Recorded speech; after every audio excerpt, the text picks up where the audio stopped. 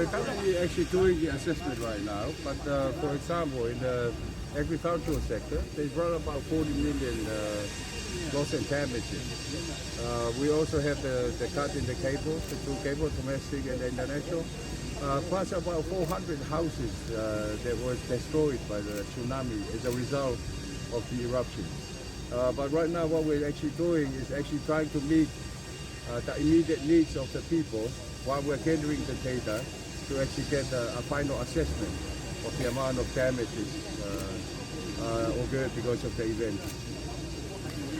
What are the challenges facing reconstruction, and how long do you think it would take Tonga to recover?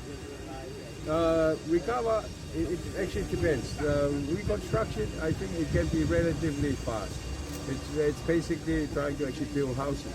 The challenging thing about reconstruction is actually land issue. You know, whether the people still want to stay in the islands or want to relocate back here to Tonga. And the other issue, I guess, is the mental state of the people. You know, having gone through that experience, I think it will take time for them to get over the trauma of going through the volcanic eruptions. Humanitarian relief and emergency supplies are being sent to Tonga. What are the most badly needed supplies right now, as of today?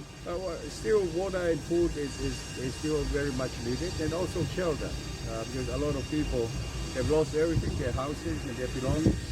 But slowly what we're looking for is recovery, because all these island communities, they lost all their fishing boats, which is their livelihood. You know, and so we're looking at possibly trying to actually get back some normality by providing some of these tools for them. At the same time, they've lost all their harvest because the ash, covering like 84% of Tonga, actually destroyed a lot of our crops. So we're looking at some issues in terms of food production, and that's why we ask for like tractors and things like that, so we can start replanting and replanting some of our plants, some of our produce. The volcanic eruption released acid gas, such as the sulfur dioxide. How much would those gases affect the soil and the water and also the climate? We've done some testing, and surprisingly, the soil is good for the soil. I mean, the ashes is good for the soil. But at the same time, when the ashes falls on the leaves of some of these plants, it actually destroyed some of the plants. It actually affected it adversely. So what we're looking at is it's not necessarily just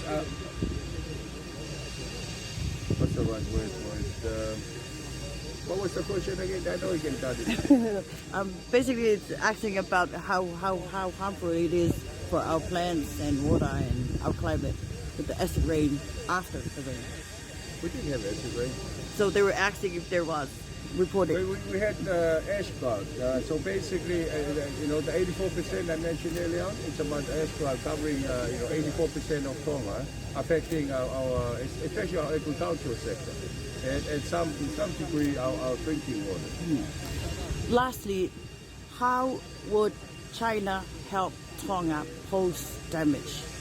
I think the supply sent over from Fiji by the mission, the Chinese mission in Fiji, helped a lot. It caters for our immediate needs like food and water. The supply sent here by these huge planes here actually will cover like the temporary shelters and the temporary beds and so forth. So I think what we're getting right now covers our immediate needs. But then we will need to start talking about the recovery phase, where we're looking at the livelihood of the people. We're talking about, possibly getting some fishing vessels, some tractors, so they can start replanting it, so they can start fishing again to earn some income.